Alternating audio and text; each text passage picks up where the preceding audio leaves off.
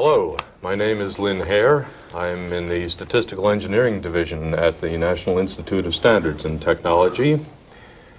The videotape that you are currently watching is a joint product of NIST and the American Statistical Association, part of the American Statistical Association series on distinguished statisticians.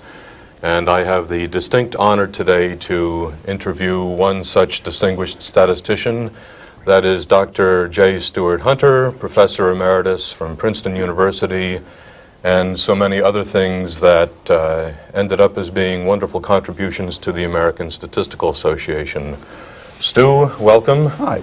Glad to have you with us. Glad to be Thanks here. for coming here today. Good. I have a list of questions for you, and the first, of course, has to do with the early days, your early days in statistics. Can you tell us how it all got started and what got you into this rigmarole? I got into statistics while I was at NC State. I came back from the war. I had been there with something called ASTP, Army Specialized Training Program. I'd spent a year and a half taking electrical engineering courses. So I went back to NC State to finish that off. They were opening up a degree in applied mathematics, so I was the first graduate student to get a master's degree in applied mathematics from NC State, among the first, I should say. First year they gave the degree. And I took statistics from R.L. Anderson. Mm-hmm. That got me interested in statistics to the degree that when I got my master's degree, Ms. Cox asked me if I'd be interested in running the computing laboratory for the Institute of Statistics. So I did. That was back in the days of punch cards. The IBM 405 accumulating punch used to do sums of squares and cross product by repeated addition. You have to sort the cards to get them in numerical order and so on. That was way, way back. And I did that for 2 years. Then I found I was working on everybody else's PhD thesis, and I said, heck, I could do this. And so I turned over my job and started again as a student. I used to spend my summers at the Aberdeen Proving Grounds working with Frank Grubbs.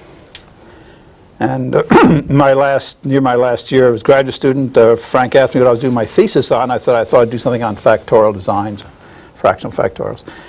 He said, have you read this paper by Box and Wilson? I said, oh, yes, it's a fine, interesting paper. He said, yeah, I thought so, too. When I get back to NC State that September, the Army Research Office makes a proposal to the Institute of Statistics that they bring George Box over to do further work on response service methods.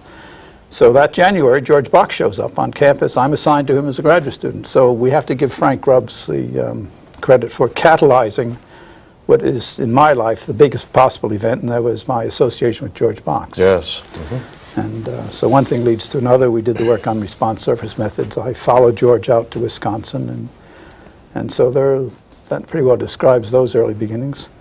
The Institute of Statistics back in those days was a fascinating place. You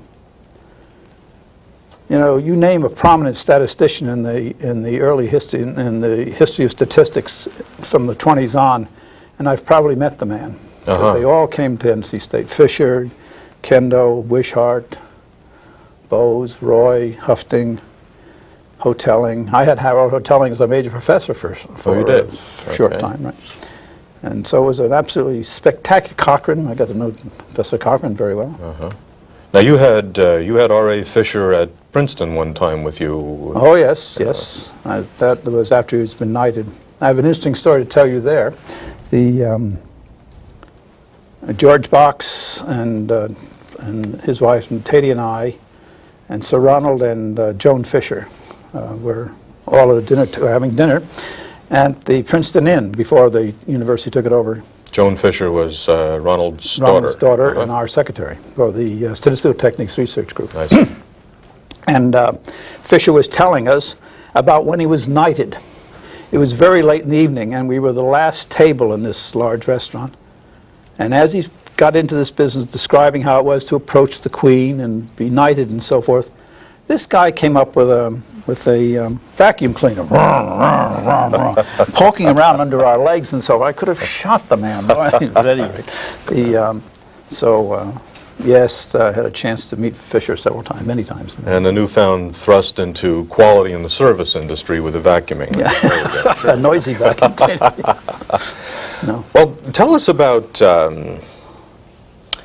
the late 50s and Technometrics, and you were one of the founding editors of, you are the founding editor of Technometrics, and tell us how all that got started. Oh, that's an interesting story.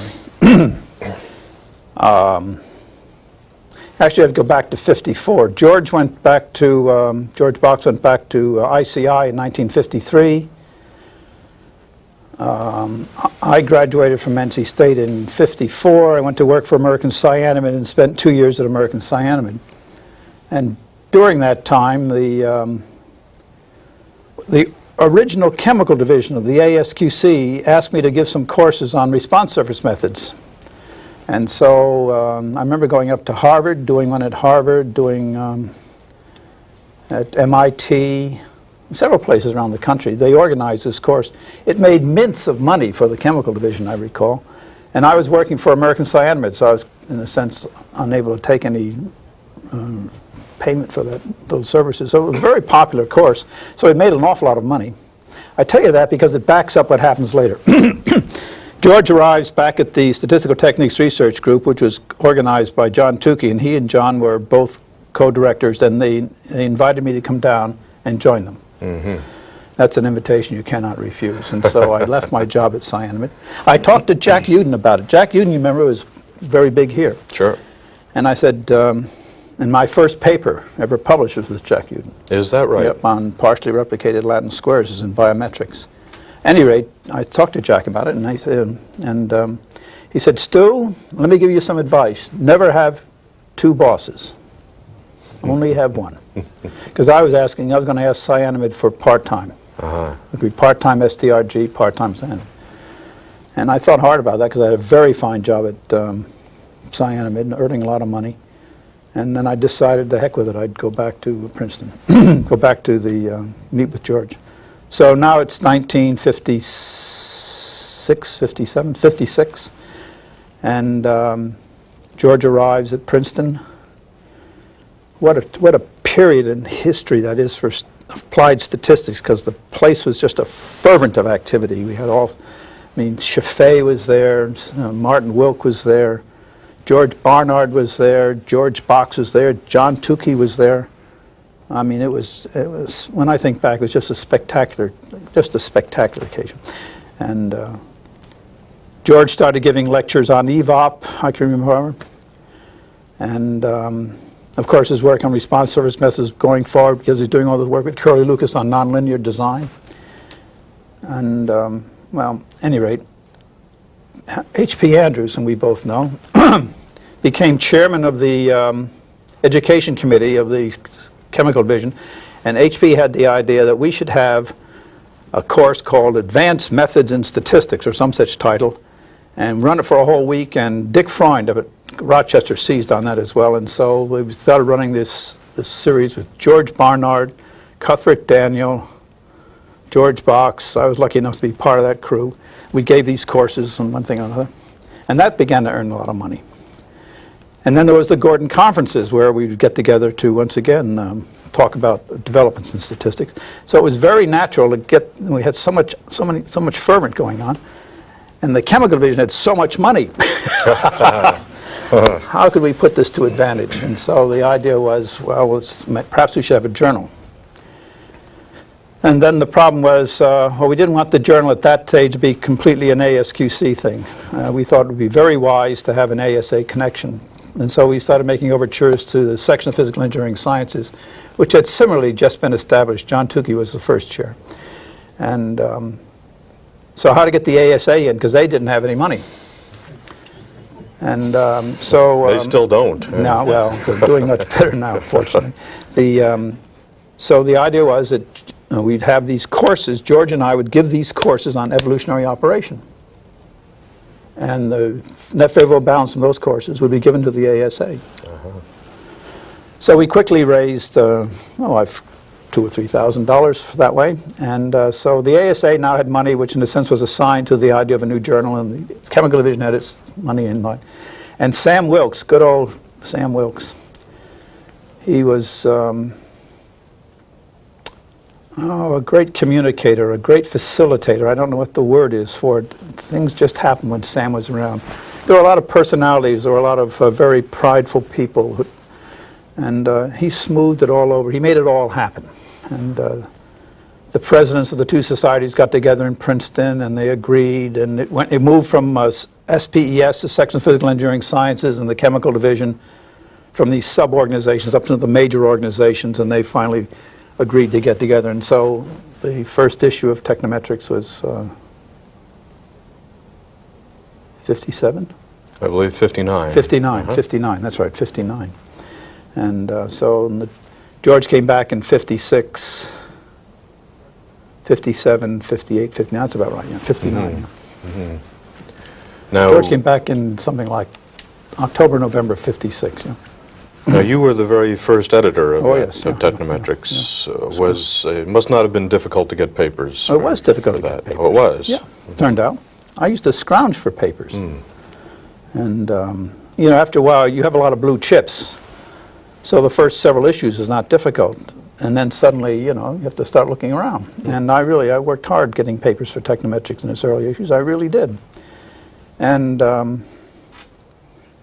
it became almost a full-time job for a while. It took a lot of time. But it was worth it, of course, obviously. And then I was very, very lucky because it was felt that we should start turning it over after, you get tired of it after a while. And so I was very lucky because Fred Leone agreed to be the next editor. And we just caught Fred just on time because he was just ready to be asked to be editor of the Journal of Quality Technology, the ASQC. Apparently my telephone call arrived about an hour before the other telephone call arrived, quite by accident. And so Fred got to be the second one, and he was a very good man, the second editor. And then Harry Smith was the third editor. Harry Smith's an old, graduated with us together at NC State. Mm-hmm. So, and it took off from there. Yeah. And the funny thing about all that was they all thought it would take a long time before it got established and it would lose tons of money and so forth. It never lost a cent. It made a net favorable balance the first year. There was a need for that journal. Yes. And of course, there's many other similar journals have been spawned since, but it's still a major journal in the statistician's world, no doubt. Well, that's a fascinating story, and it shows excellent foresight on your part, and luck, you say. Well, got to be ready, got to be there when all these things come together. Sometimes we have to take it any way we can get it. Yeah. Here's a I should show prop you that I just happened to find on the floor there. Right. This is the first issue of Technometrics. I don't know how many folks know that R.A. Fisher named this journal. George Barnard was a close friend of George Box, and Barnard was at Princeton at the time. And he was commenting on the fact we were establishing this journal, and this name was up for grabs. We didn't know what to call it, and Sir Ronald said, you should name it Technometrics. Well, if R.A. Fisher suggests a name for something, what can you do? And so that's how we come to name it. And that ran into a lot of trouble, because there's a philosophical group who think that the world should be run by the engineer, and they call themselves technometricians. And at any rate, there's lots of whining about the name, and it didn't ring well in the ear. But now it trips lightly off the tongue now. No one even thinks about it being an awkward sounding thing. So, and of course, Professor Fisher gave us a paper. It's wonderful. Fisher, Tukey, Plackett, Box, O&L Davies.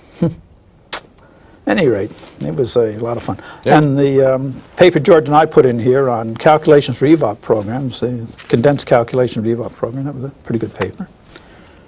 Was it typical to publish computer programs like that paper? Well, was that a computer program? No, not a computer program, but it's it shows how to do the computations in a very, very humble manner. Oh, those are the original EVOP worksheets. That's right, yes. Those EVOP worksheets. Okay. That's my handwriting.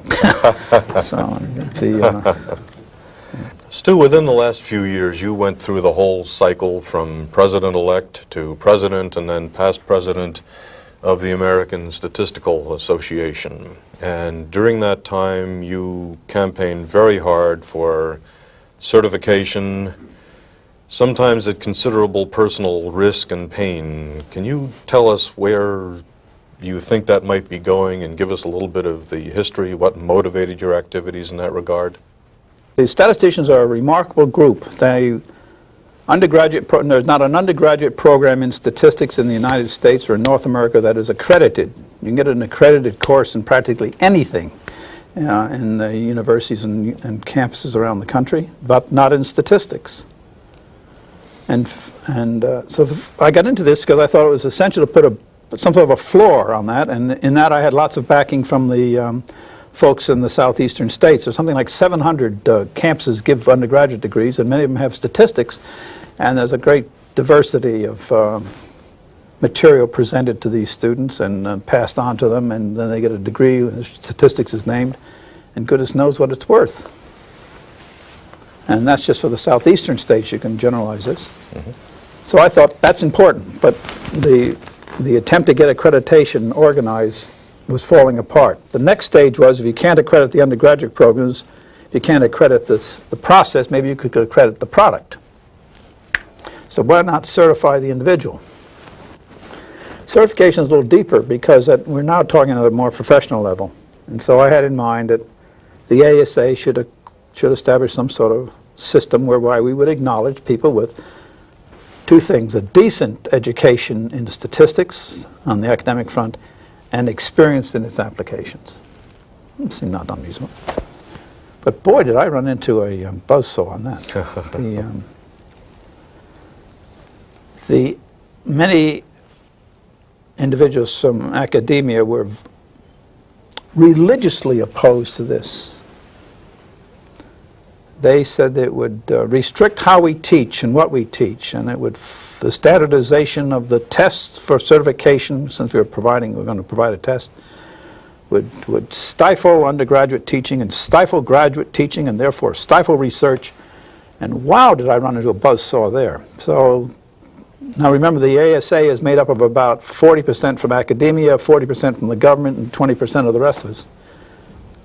And then the government statisticians came down very hard against it. I'm sorry, you folks from NIST, but in the civil service, you can be identified as a statistician, a mathematical statistician, on very weak criteria.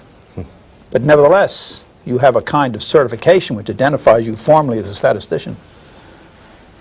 And I think they felt, many of them, that another certification program outside of what they already presently had would in some sense endanger their position or make their positions more awkward. I don't know.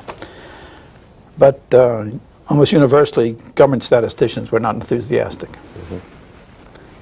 We did run an informal poll and found out, we estimate that approximately 40% of the membership of the ASA was interested in certification, would become certified. But the passions were running so deeply, the threats to the integrity of the association were so profound that common sense directed we should put it aside. While this was going on in England, the ASA, the RSS, and the Institute of Industrial Statisticians combined, and you can now become a chartered statistician. And chartering is very similar to certification, except there's no examination required. And so now I am a charter statistician. You are? I am. Oh, yes. You have to get 3 or 4 names of people who testify that you are sufficiently astute in the practice of statistics to be chartered. The Australians were waiting to find out what the North Americans would do, and since we did nothing, the Australians are now going to provide a method for chartering, which I think will extend all throughout the Far East, Singapore and Taiwan and so forth. The British system is going through Europe, and we'll be standing alone, treading water. Oh my. My latest idea is to find out how many charter statisticians we have in the United States, see if I can get them together, and maybe we could form our own committee and establish some method of chartering which was external to the ASA, to give some sort of identification to those individuals who are truly statisticians in the working sense of that word, and give them some stature that people on the outside might therefore use to appreciate or offer greater respect to people who are call themselves statisticians. But at any rate, that was a lost battle and a very rough one. And I spent a lot of political capital on certification. I'll bet you did. I did. Yes. Yeah. Well, it is appreciated. Well, who knows? And I gather that you're not entirely giving up on no, but the overall it issue. takes a lot of time. And what you need, you have to find some high energy particles, some young folks that are wound up about this, and turn them on. Somebody younger than I, doubtless. During a fall technical conference in the mid to late 80s, you stood up and called for a unification of industrial statisticians. Yep. You expressed some dismay at the fact that we had splintered groups both within the American Society for Quality Control and the American Statistical Association, all representing different elements of industry. Tell us where you're going with that, and are you still working on that unification, and where do you think that might all end up? Way, way back when the chemical division and SPES were first formed, I tried my level best early in those days to get them to collaborate on their conferences, and so I think the first technical conference was sort of as catalyzed by those comments, and Dick Freund from Kodak is another person who should mention this. Dick and I were keen on getting those things done, and so I think the first technical conferences, the fall technical conference, springs out of the desire of both Dick Freund and myself to see that we weren't separate, and also there was technometrics trying to join them together, so there's every reason in the world to have a fall technical conference. Now where we were on this business of... well, we were talking about unity among statisticians. I still believe that. Now, but you mentioned the Fall Technical Conference. I'm interrupting. Did you want to finish? I was getting back to the other thing. I think if I had it to do all over again, when the time came and we had the resources from SPES and the resources from Chemical Division, and we had the ability to raise resources actually independent of both of them through the short courses, which were very popular. There was stuff on response surface methods, on fractional factorials, on evolutionary, was just wide open. And people are vastly interested in it. We could have raised a lot of money that way. We should have formed our own society right then for the industrial statistician. And then we would have had our own journal. And we would have had our own meetings. And this balkanization that we see. And, we might even have been certified. We might even have been certified. That might have happened. So, but it didn't happen, so no sense in crying over spilled milk. Tell us about the Wiley series. This is it's been a tremendously useful series of publications for statisticians. I was lucky there. When I arrived at the STRG, Walter Schuhart had been in this terribly serious automobile accident. He and Sam Wilkes were running the Wiley Statistics series, and they asked Sam Wilkes to find some additional editors to broaden the series. And Sam asked me if I'd be willing to be an editor, and I thought, oh, that'd be great. So, yes, so I got into that very early on. And it's been a wonderful series. I mean, at that time, Bennett and Franklin was published out of Princeton. I don't know if you know that or not. No. Carl Bennett was there, and that's interesting because that was you know, the American Chemical Society was really responsible for Bennett and Franklin's early book on statistics. I did not know that. Yeah, it was at any rate the. So that's how I got into it, and I've been into it since. And just last, this spring, I resigned from my position as an editor. I've fallen behind. I'm not on the frontier anymore. It's embarrassing to sit in a meeting of all these other editors, new editors, and so on, and hear them talk about individuals and new works coming across the horizon, and not recognize the name, not recognize the work. So I thought before they ask me to leave, I'll leave graciously. So I've retired from that. But how were you able to get a publishing company like Wiley to climb out onto the skinny branches and publish something for such a small audience? Well, you have to give Schuhart credit for that. But once again, we're back to Sam Wilkes, this absolutely extraordinary man who had this wonderful magic of getting disparate people together and seeing what their common interests are and developing, you know, synthesizing, making more out of the individuals than they possibly could think think possible. So Sam Wilkes is really, I think, the real key there, although once again, Walter Schuhart was the first editor. I see. Now, did they go to the editors of Wiley and persuade them? I don't know how it happened. Oh. I haven't any that's- idea. I think That's a mystery. that's a mystery. Where that would be interesting to find out, someone writing a biography on Schuhart, to find out how that actually came about.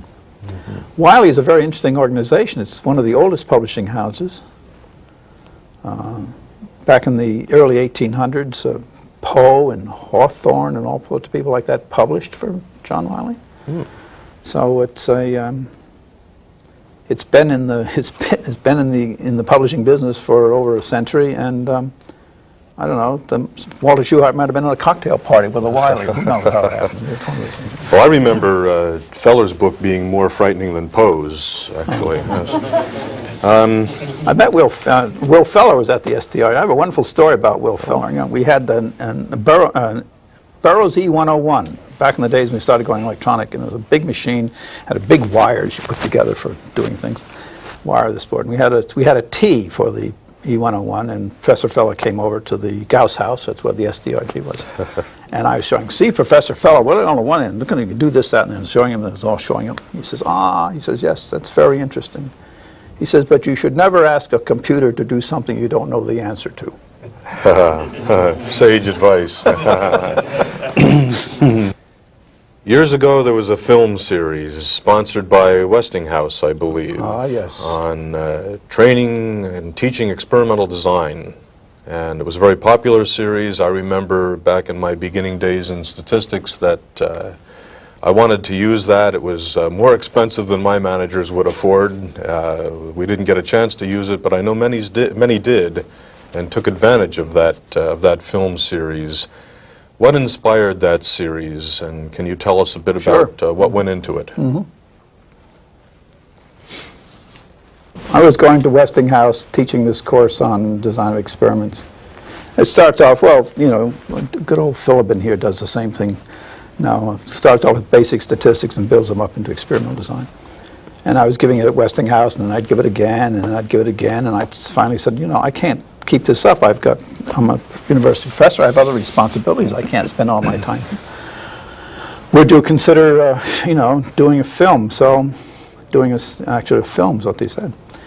And so we chatted about it, and I was coming up for a sabbatical, so I took my sabbatical and spent it at Westinghouse, Channel 13, and the old building in the old church they had converted. Actually, I'll think about that later. So we did it on film. Great big film about that big around. And the film was converted into TV tape. And I learned to lecture in a 30-minute period. And if ever you've seen these things, I used to put things up on a blackboard, or had things I stuck to tape, to felt on a blackboard. I used to have people crawling underneath my feet while I was doing all this. Anyway, it was a lot of fun. Ira Klugerman was the director of Wild Man. We had a good time. But I learned to lecture in 30-minute increments when I got back to Princeton that fall, and I started lecturing, 50-minute lectures, right? I'd finish in 30 minutes. And I had this 20 minutes left over, you know. It took a little time to get back into the 50 minutes. And the other thing about the filming of that was that if you made a mistake, you had to go back to ground zero. Oh. And we had the studio for 3 hours. Well, that was the one, and the examples we were using were the examples that ended up in Bach's Hunter and Hunter. Oh, is that right? Experiments, right? Okay, sure. So much of that is a precursor to BH square. Fascinating. And it was, Speaking of these training tapes, how did that get started? Who talked to you about doing that, and how did you get committed to that? a guy by the name of John Van Horn at Westinghouse is really responsible. And John kept persisting that I give these courses over, and they were very popular too back in those days. Remember, there was no really good textbook on response surface methods available, and there's no really good textbook on factorials and fractionals. Now, that's not true, on fractional factorial designs available. So it's back in the days where your lecture notes were the essential record that the student could take back with them, and to teach out of those things was important. So he had the idea that we should give the lectures, and that following the lecture, the student would sit in a class and work through a series of problems. And then that workbook, there would be the material I discussed in class with gaps where they'd have to fill in the proper numbers. And then there'd be another example in which they'd have to do it all by themselves, and then in the back of the book were the answers. And so it was quite an idea. So the student was anticipated the student would be in the class an hour and a half perhaps. Furthermore, it was expected that to accompany the lectures, because there was no question and answer period, there'd be someone in the group that could help try to answer questions. So Westinghouse planned a very big teaching effort. And I remember Mr. Kaltenborn was the vice president, and when it came to discussing spending an entire year of my life at this, Mr. Kaltenborn was very helpful. He said, "Stu," he said, "you should get a lawyer." So he said, "No, I have someone." So he gave me this gentleman's name in New York City, and I went to see him, and he was the chief counsel for public television. And I went in to see him, and he said, "How did you find me?" And I said, "Well, this Mr. Kaltenborn, this vice president." He says, "Well," he says, "I'm the best informed man in the country on this." This was no lack of ego. But he gave me some very interesting instructions. He said, "You're a university professor." He said, "You should never lecture without a contract." He said, "If you were a musician, a singer, or played the violin or something like that, and someone were to repeat your performance, you would get residuals." He said, "You must be sure as a university professor not to give lectures on TV and so forth unless there is a contract which provides you with residuals. You're no different from these other artists. You've spent just as much time developing your talent, blah, blah, blah." He wasn't aware of how much you knew about residuals, was Well, he didn't think of the other definition of I see. residuals. Yeah, this kind of residuals, right. And so I wrote a very fine contract with Westinghouse. And they did sell those things many, many times over. Mm-hmm. And every quarter or every half a year, this wonderful thing would come in the mail. You know, this little green piece of paper. A residual. A residual, yes. Right? It was wonderful for many years. And, well, believe it or not, I think I got one not too very long ago. It wasn't for very much, but, you know, what the heck. But you took it. I took it, and cashed it, both. It's a wonderful, residuals are a wonderful thing. And professors, believe me, it's a, because you have devoted yourself completely to this exercise for a short period of time, and then for the rest of your life it continues to pay dividends. You think? So it well, there's also a dividend in your influence on scientists and engineers. Oh, well, I'm being very selfish when I talk about the residuals. I hope that's true. I really do. I know it was used at Ford and Westinghouse, DuPont. I mean, most major companies, believe it or not, eventually got the tapes. And I can go around the country now and people come up and say, I have various vocal quirks. I'd say "R," or I'd say "you old scoundrel," or something.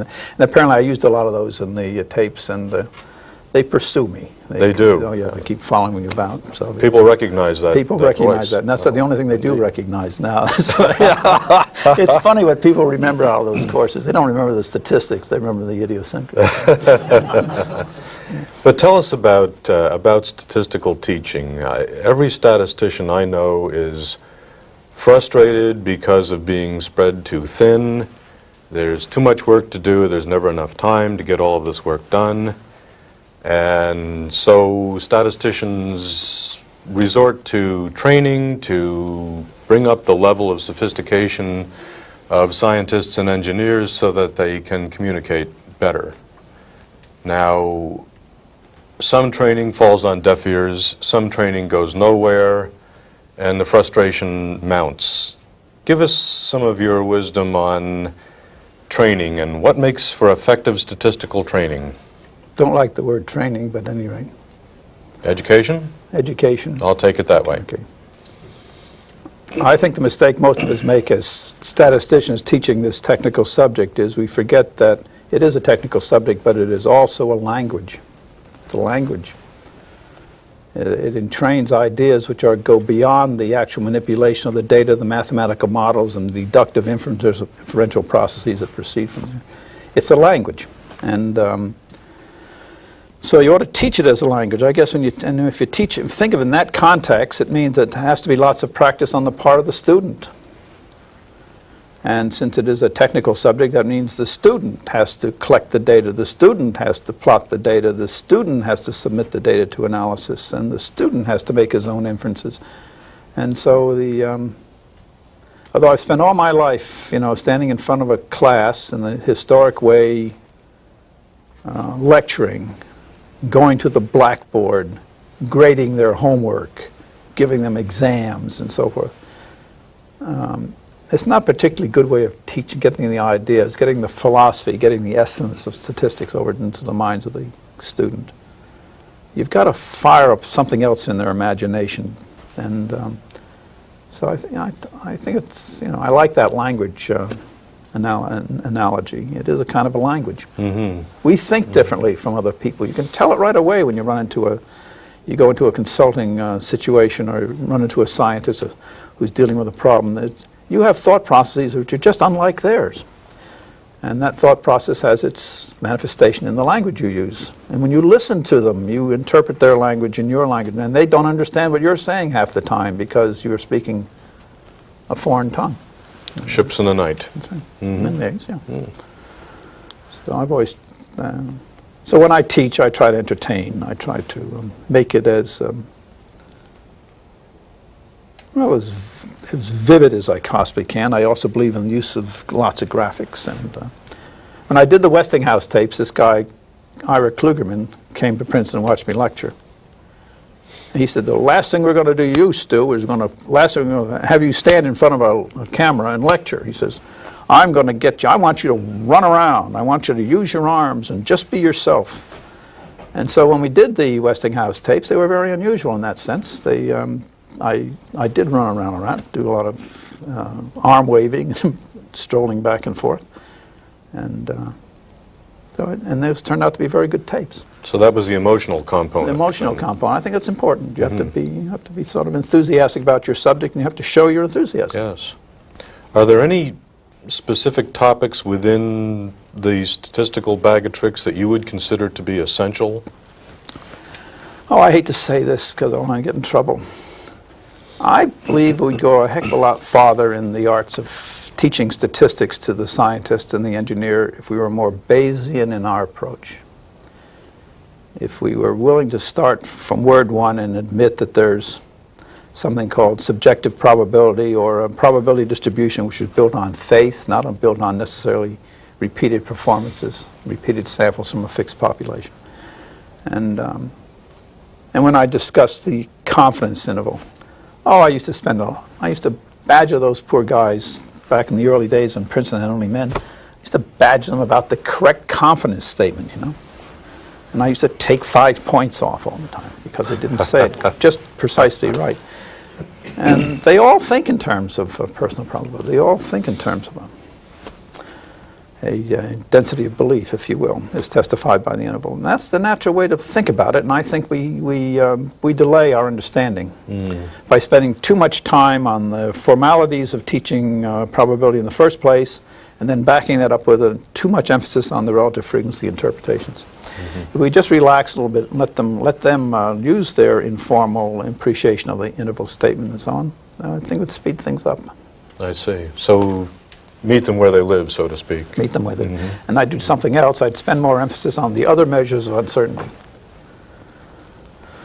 Probability is one thing. Odds is something else. And log odds is something still differently. And the nice thing about log odds is that they add and subtract. And they're back on a linear scale. And so if I were going to measure uncertainty, I would express everything in terms of log odds early on so they could add and subtract them. And but that's not going to happen that's not going to happen in the foreseeable future. That's a long way off. That's a long way off. That's a completely different way of structuring the education of statistics. Yeah. Now, still on education, you and two co-authors came up with Statistics for Experimenters, you and George Box and William G. Hunter. Good old Bill Hunter, yeah. Yes, and that was it still is. It's the modern amazing. Bible of experimental design and statistics. How did that come into being? Well, that's a good story.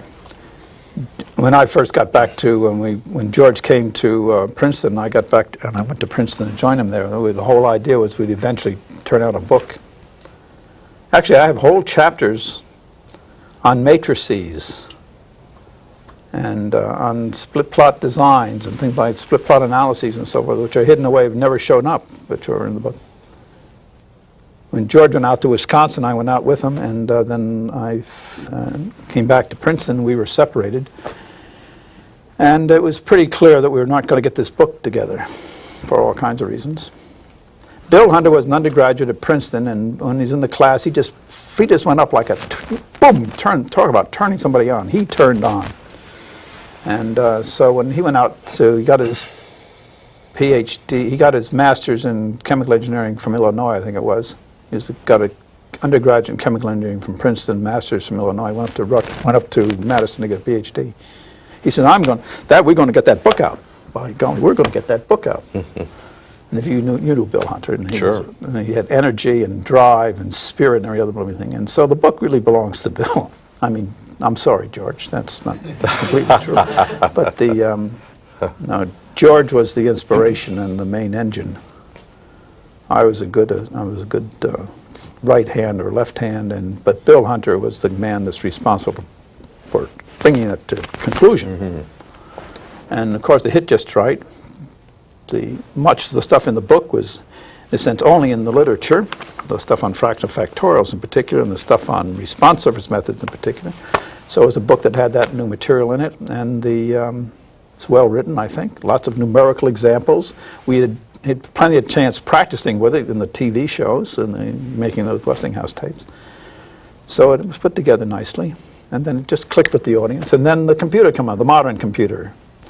And you can pick up most PC programs on statistics, and what examples do they use? They pull the examples out of BH squared. So, yeah, it's been a wonderful book. Yes. It's now fading.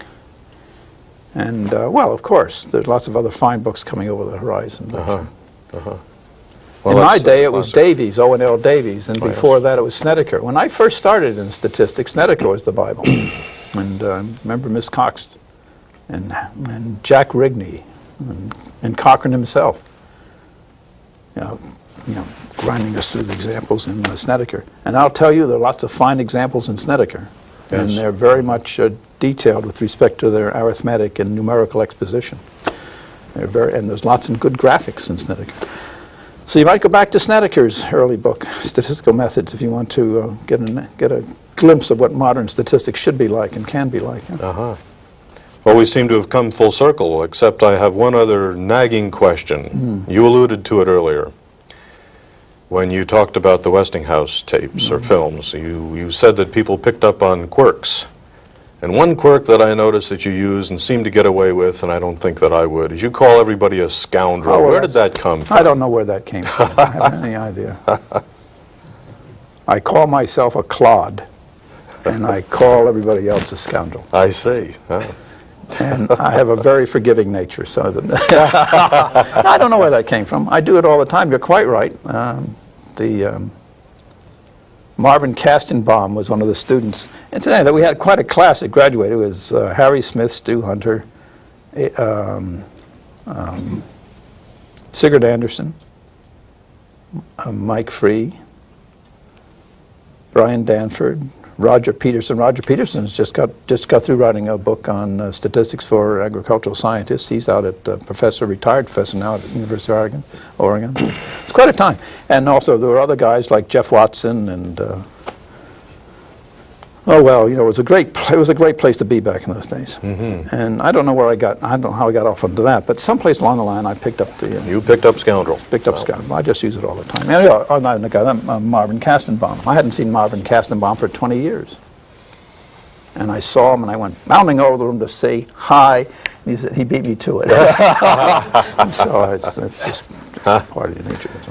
Well, thank you, you scoundrel. I would like to share the questioning with some of our sure. coworkers here at the Statistical Engineering Division at NIST and offer the microphone to people here who might have some questions. Let me say before we start that in my early career, when I graduated from NC State, why I came up here and Churchill Eisenhower was in charge of the laboratories, and he asked if I would like to join them. And I said, well, no, I had this fine job with cyanamide and so forth, so I turned him down.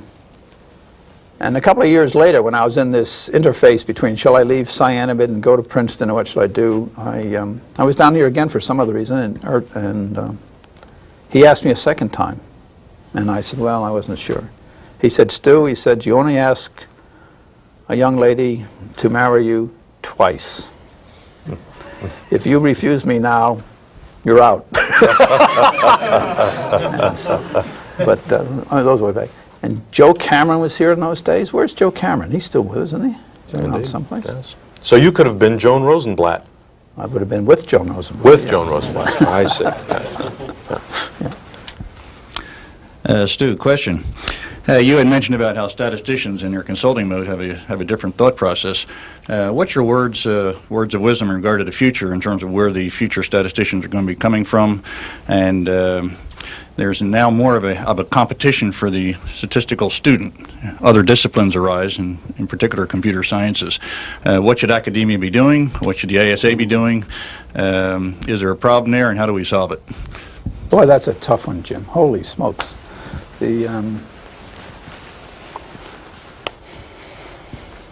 That's why I thought certification was so blooming important. I'm afraid that the more elementary arts of statistics that you and I have spent our life expositing and trying to acquaint people with design of experiments in particular is becoming much more commonplace now.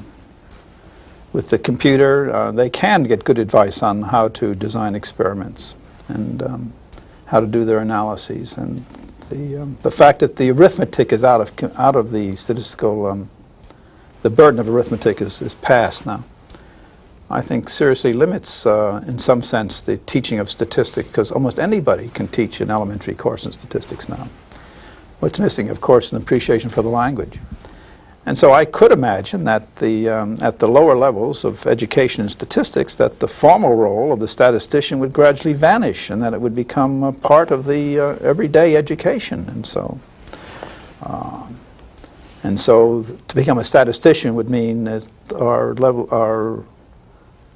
our education and what we teach and so forth would become more and more theoretical, much more mathematical, and perhaps we will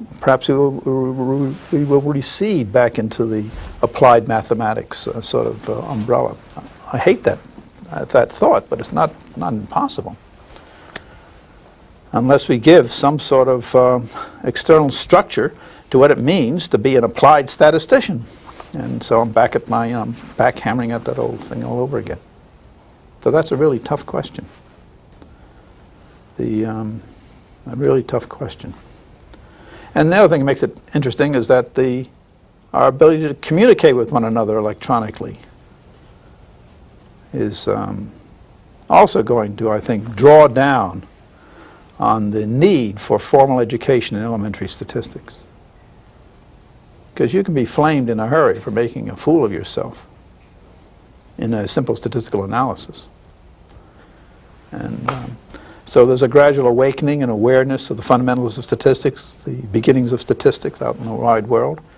And so we have to be careful. We may not be teaching statistics at all at the undergraduate level. It may just be considered part of your regular education, and you'll pick up whatever statistics you need in the chemistry department or in the sociology department or something like that. Of course you'll pick up statistics. And the identification as a profession and so forth will be harder and harder to find, except at very high levels of theory and mathematics. Stu, I'd like to step back in history instead of forward like these two gentlemen are doing and ask you if you could give us a little insight into your first meetings and collaborations with Jack Uden. I don't think most of us... Jack Uden? Yes. Yeah, I'd be delighted. He was wonderful. Yeah. He came down to Raleigh, and well, all these statisticians were coming through Raleigh in those days, The Institute of Statistics had been founded. It was the best place in the world to be if you had any interest in statistics in the late 40s, early 50s. Absolutely the best place in the world. And yeah, he'd come down and give lectures and so on. I don't know, I just clicked with Jack Uden. I just got on with him, that's all. And tell you an interesting story about the partially replicated Latin squares. He posed that problem to me. And I went away to work on it. So if you do a Latin square, you don't have any replication. Without replication, you can't check for the possibility of existence of interactions in the first order model, et cetera, et cetera. You need an independent estimate of the variance. So, and you can imagine a Latin square with the letter A once in every row in every column. So that's, or you can imagine the letters of the alphabet A, B, C, D, E, F, once in every row and once in every column. At any rate, we replicate those. So it seemed like, oh, I could see the idea right away. So work up the mathematics. So I went through and I did the inversion of the matrix and I got the whole thing worked out and so forth, and I brought it to Jack. He says, I don't think this is right, Stu. He says, let me think. He said, I put one there and add that and put that one in there. And we went through it. He says, it's wrong. I was crushed, I really was. And I went back, and sure enough, he was right and I was wrong. Jack didn't need the matrix algebra or how to get the inverse or anything like that. He just understood experimental design and how the data would fall and so forth. He knew it was wrong in the first place. To follow up on that, the paper was published in Biometrics, and Bill Kruskal, out at the University of Chicago, wrote me a snippy little letter saying that he found an error in the matrices, in the matrix development. Geez, that really paralyzed me because Bill Kruskal's, a big guy. And so I actually went out to Chicago to talk to Bill Kruskal about this. This was in the days before, you had to write letters or telephone, so I had some reason for being out. I went out to see him. He says, oh, so don't bother about it, Stu. No, I was wrong. It's okay. So whatever it was in those matrix manipulations, apparently no less a person than Bill Kruskal had fallen into the same trap. So I felt very good about that. A long time ago.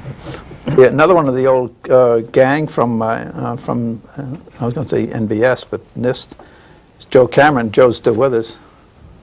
I remember how fired up Joe Cameron was about ridge analysis. Oh, he was upset by ridge analysis. If it wasn't in the data, you didn't have any right to put it in there. You're folding in information. And I do recall as a graduate student, he was a close friend of Bob Monroe's, who's still with us as well. And Joe Cameron and Bob Monroe and I was a very young student. We were up at the Boston meetings.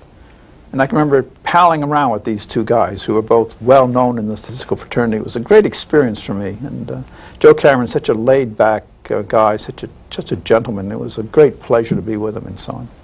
And of course, Churchill Eisenhardt. His dad had been dean of the graduate school at Princeton, and there's the Eisenhardt Arch as you go in one of the entrances to Princeton University. And so Churchill, and of course we went out to Wisconsin, and Churchill had been department chairman of something like a statistics department out at the University of Wisconsin before George arrived. So Churchill's paths and mine crossed many, many times. Matter of fact, when I had a second sabbatical I spent at the National Academy of Sciences, the Committee on National Statistics. And our responsibility then was to look at the laboratories, the use of statistics by the EPA. That was an exciting time because the EPA was just getting established, and talk about interlaboratory testing and heterogeneity between labs. Wow, did the EPA suffer from it in those early days. But anyway, so I was going back and forth Princeton to Washington, and Churchill said, why don't you join the Cosmos Club? And I said, oh dear, he said, no. So Churchill Eisenhardt wrote the necessary letters of introduction, so I eventually became a member of the Cosmos Club because of Churchill. So I need to see him down there occasionally. He was an interesting man, a very interesting guy. And he was in charge of the ASA's historical records. Always interested in those matters. Let me follow up on that in terms of some interesting synergistic relationships with other people. These are some non-NIST people, but do you have a few words of wisdom and kind thoughts to pass on in regard to George Box and also John Tukey? About George Box and John Tukey. Well, name two people who had profound influences in my life. Of course, I'd named Gertrude Cox first, but and Frank Grubbs, perhaps I'd put in that constellation. George Box has had an absolutely profound influence on my life. And John Tukey, I met John when I was running the computing laboratory at NC State. We had a very serious problem, and the girls were all doing punch cards, and we'd have the punch cards verified before we put them into the calculations, and it was a very complex calculation. Oh, I was spending hours at this stuff, getting it done, and this girl kept following up. And it's very exasperating. And I kept charging her about this, and one day she did it again. And so that meant, 40 hours of work were just wasted. And I was right on the ceiling. You could peel me off the ceiling. And I can recall going to see H. Fairfield Smith because it was part of his problem. And, I was just really angry. And John Tukey was sharing an office with H. Fairfield Smith. And he said, Stu, just a minute. And he reached over and he handed me a prune. George, John had the habit of having interesting idiosyncratic eating habits. He handed me a prune, and it just broke everything up. Everyone laughed and laughed and laughed. So, way back. And then my other experience with John is, if you wanted to consult with John, what you'd do is you'd call him up and say, John, when can I get a chance to chat with you? And the thing was, he is an organic, he doesn't believe in putting fertilizers on his plants or anything like that. So if you want to see John, you go out and help pull crabgrass. Oh, many's the afternoon I've pulled crabgrass, said John Tukey. So he said, come on out. So we go out in the afternoon on our knees pulling crabgrass and chatting away. It was wonderful. One day we were pulling hollyhocks out of some big rocks. And unbeknownst to either one of us, we were also pulling poison ivy. Boy, did I get a case of poison ivy from that. John is he is so wise and so gentle. I've never heard John say anything nasty about anybody. He will take the most humble question and give it the most serious consideration. I have the highest admiration for John. He's just a wonderful man. And of course, George Box just turned me on. George Box just flicked my switches, no two ways about it. And so they both had George more than John, perhaps. George more than John. But they're both wonderful people. And, they're sort of interesting. When they're together, they're like small boys because they both recognize one another being very bright, and they just can't stand it. They're always challenging one another. And so it was interesting. While we're turning the camera, I should announce that there is a crabgrass pulling party this weekend in Boyd's. You're all invited.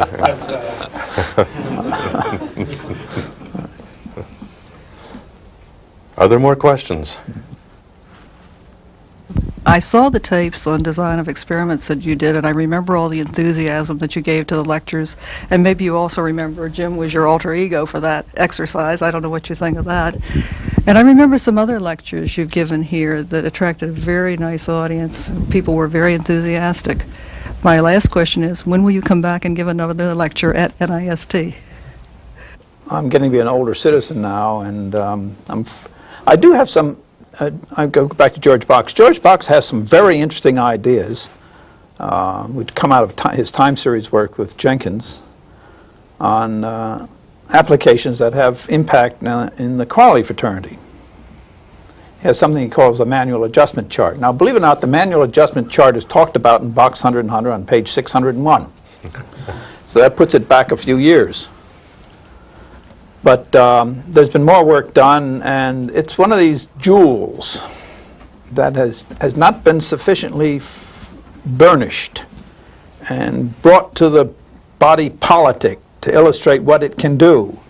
It requires going beyond Schuhart in philosophy and terminology. It has to do with the structure that data has across time, and how to take advantage of that time-dependent structure to reduce variability. It's a very good idea, and it demands further exposition. So I find myself, I have a message and I will travel with it, and so I'm looking for opportunities to talk about this work of George, more recent work of George's. Not that it's more recent, it has been around a long time. I mean, Box and Jenkins was published in, I think, like 79 or something like that. But it's a matter of language. And the trick is you can make it simple and make it interesting and informative. And I think if you could do that, then American industry will pick it up and run with it. So the opportunity to give lectures like that is something I anticipate. Remarkably, I'll tell you where I give those lectures today. I give them in Singapore. I give them in Kuala Lumpur. I give them in Manila. I give them in Taiwan. And even in Beijing. And there's a message there. So once again, what it will take is somebody in one of those foreign countries to get fired up about it, write a few articles, and come back to the United States and tell the people in the United States the very same idea in a foreign accent. Then they will hear it for the first time. But so there's still plenty to advertise, plenty to teach coming across the horizon. Stu, thank you. We'll have you come with your New Jersey accent across the Mason-Dixon line and lecture to us on those topics in the near future. Great, great. Well, let me just close and say that I've always had a very fond place in my heart for the gang at NIST. I was once on your advisory board, way back, and and I did have an opportunity to come here, and I perhaps should have taken it earlier on. It's a wonderful place to be. I'm convinced that, and you folks have a terrific responsibility and a terrific opportunity both. And it's just a delight to be here. It really is. And I thank you very much. Thank you.